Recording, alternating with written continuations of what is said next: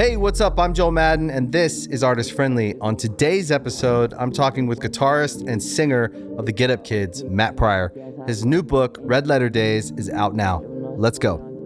Smoking up piff, that's my kind. I don't want no bad times. I don't want to have bad. You have a podcast too, don't you? I have done them. I don't have one currently. Okay.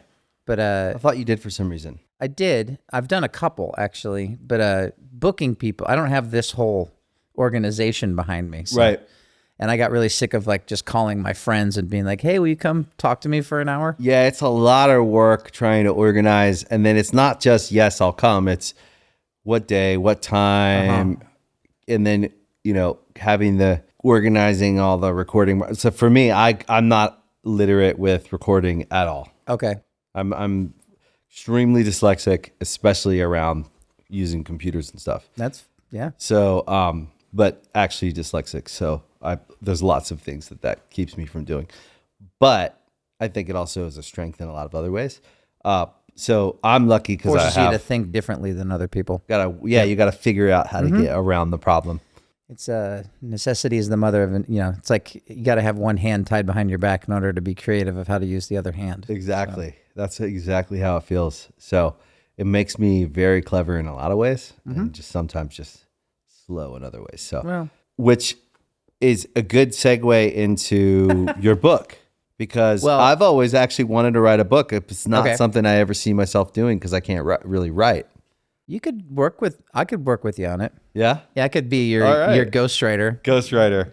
All right. Actually, I'd probably want to be a co-writer on it. I don't think I'd want to be a ghostwriter. Unless you're going to pay me a lot. I actually think that a co-writer makes more sense because at this stage, I love that the idea that ghostwriters can exist because it isn't a living for some people. Right. But as an artist, I wouldn't want to take credit. It feels weird, right? Yeah, I wouldn't want to take credit for someone else's. It's also like, I'm not entirely sure what the parameters, I've never worked with a ghostwriter, so I don't really know what the parameters are as far as like how much input they actually have. If you had a co-writer, I could imagine you just like kind of dictate stories to somebody and then they translate it. You create the idea, they write, you come back, you work on it. It would probably be a collaborative thing. Ghostwriting is interesting. I think it's like a spectrum, right? So I think there are people who, so there's different shades of ghostwriting. Right. So there's the extreme version of someone who's just like, this is what I think the ghostwriter interviews them and then goes back and like writes the thing.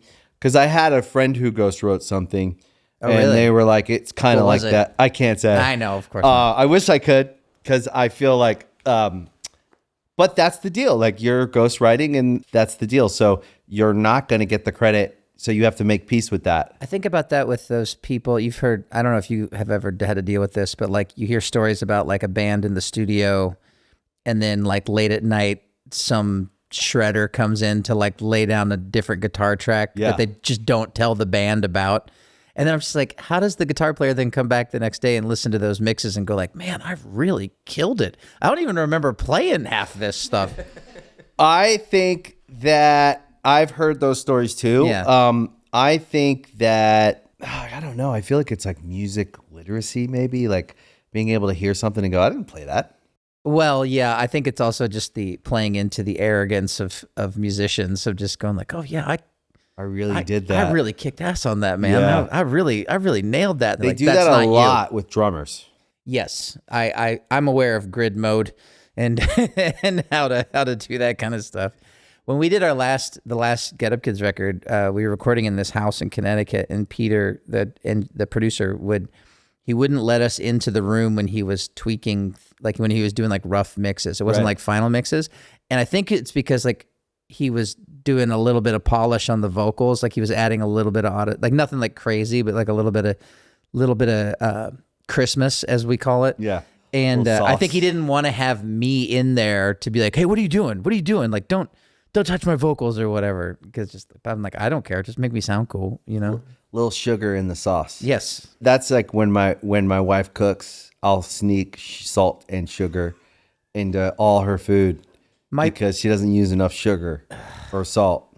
My in-laws used to live with us, and my mother-in-law salts her food before she tastes it. Yeah, me too. So it drives me crazy because I'm the one who cooks. So I'd be like, I made this dish for everybody, and like at least taste it first before you you're salt Nicole in this scenario. Yeah. Nicole gets so mad because you pre-salt your food. She makes the food. Yeah, it's infuriating. Yeah, she's like, it's really infuriating. insulting. It's really insulting. Insulting. Yeah, but We got there. she'll make the food, put it on the plate, and we'll all sit down. We're all sitting at the table, and the kids laugh every time because she doesn't have salt at the table for a reason. Yeah, because she knows that I'm just going to dump salt on my food. it drives me crazy. Absolutely Absolutely drives it's, me crazy. It's weird, right? Everybody's got their own thing, but just as the person cooking the food, it makes me nuts. Hear me out. If I taste the food and then I put salt on it, I feel like you'll be more insulted than if I just put salt on it and you know that's what I do. I mean, you use whatever logic gets you through the day, but helps that's not me how sleep? I would feel What about helps the me matter. sleep at night? Yeah, whatever helps you sleep at night. That's cool. I would you rather cook. you taste it and be like, I think it needs a little bit of salt, and I won't be offended by that. But that's me. I don't know. Are you a good cook? I think so. What do you like to cook? Oh, just anything anymore. There's a chapter in the book about when I first started getting into cooking was kind of around the time that like the band was doing really well, and it was before I had kids, and so I had money. Yeah. And I'd be like, I bought an ostrich egg. And like, I don't know what to do with it, but it was like, it was a $60 ostrich egg. And I'm like, I don't even know how to open this freaking, can I swear on this? Yeah, you can. Okay. You can I don't say even know how to whatever you open want. this fucking thing. But like, it was just sort of, I just wanted to experiment with it. So now it's more utilitarian. Like I have to cook for the family and stuff. I have to figure out what each of the 5 of us is willing to eat. So you have 3 kids? 3 kids. They're old. How old are they? 17, 19, and 21. Wow. Yeah. So they're just at home.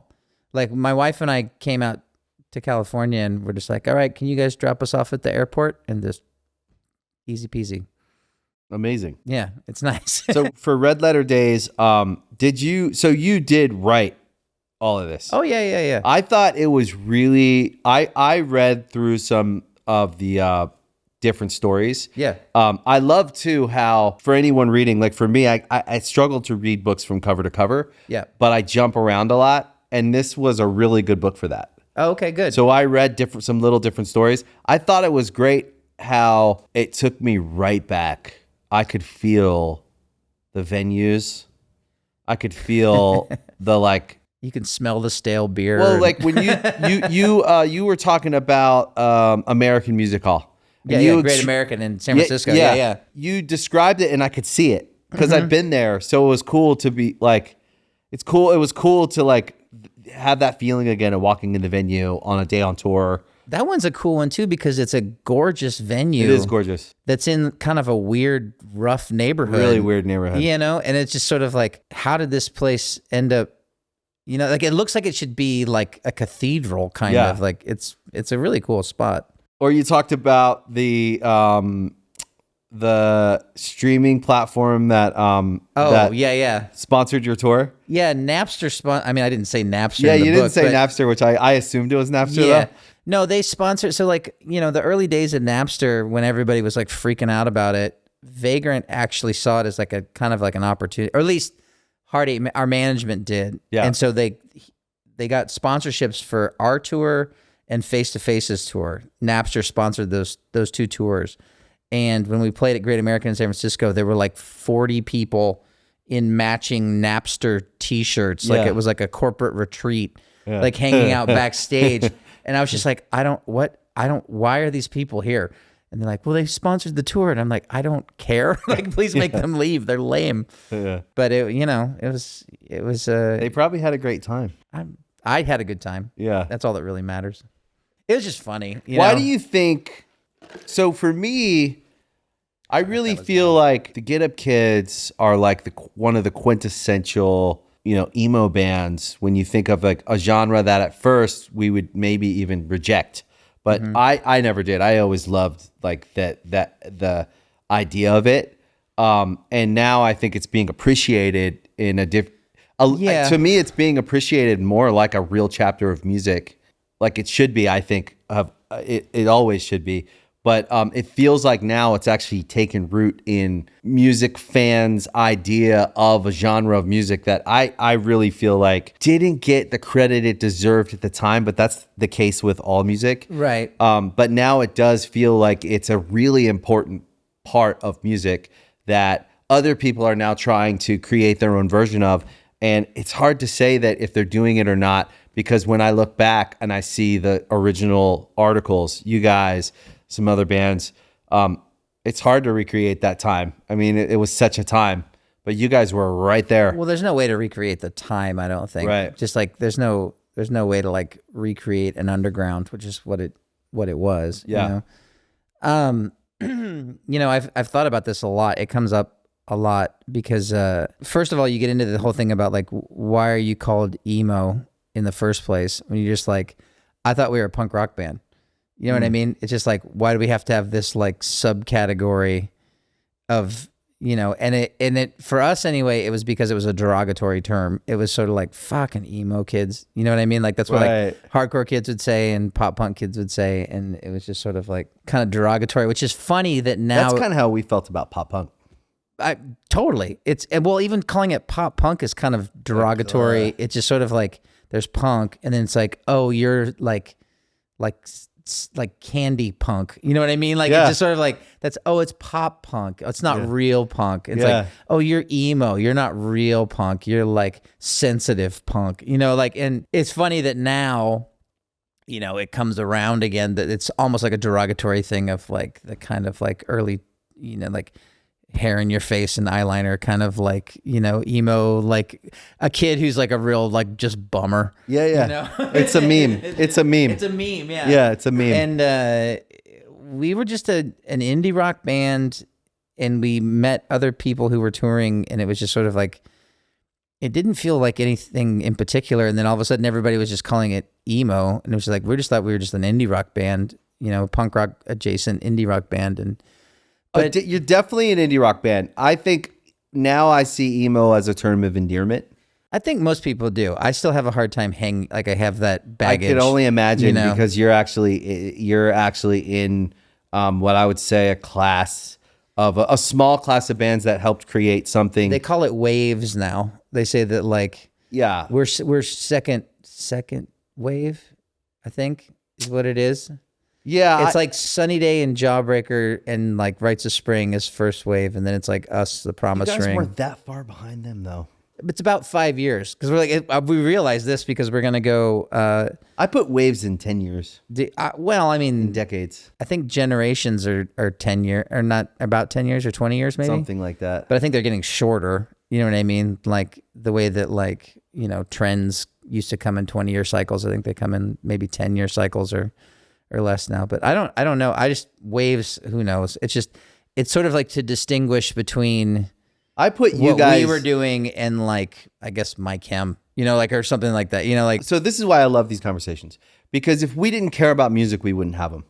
And True. So I never mind people arguing what we were or what they thought we were. Oh, I don't give a shit. I feel like those musical conversations disappeared for a good long period of time.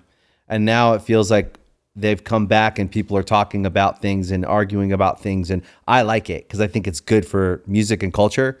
But from my perspective, when I think of your band, I put you in the first wave with a bunch of bands. Like the bands you named, I still feel like it was close enough that I was discovering their records probably a year or two after the fact. And shortly after that, I'd gotten into music and I heard your record and I heard that record and that record. So I always kind of sum up that first wave of like a decade of a different style of music coming out. I see that. I think there was a couple things that you said. One is that like, I don't think people would debate things if they didn't care about them. And so that is like, that in itself is just kind of a testament to everything. It's just sort of like that you actually give enough of a shit about it to like, get angry about or get upset about something. And then I think that like the way that we interpreted the wave thing had more to do with like our reverence for the bands that came before us, because like Sunny Day was a huge influence. Jawbreaker's a huge influence. Fugazi's a massive influence. And it's just like, so we would never be like, oh, there are contemporaries. Right. You know what I mean? I get it, yeah. It's even though I think Enoch's the same age as me. You know what I mean? And so just kind of like, and like we're playing at South by, we're playing with Sunny Day, and they're doing 30 years of Diary, and our Something We're Home About came out 25 years ago. So it's like only a 5-year difference between those, like timeline wise between those two records. But it's like, I mean, also when you're that young, like time is so much different. You know what I mean? Everything like, seems longer, but then you turn around and now 5 years is nothing for yes, like, I'm like, absolutely. Like maybe put out a record every 5 years if we're lucky. Right, exactly. But at the time, it was just sort of like your world could change in 6 months. Yeah. You know what I mean?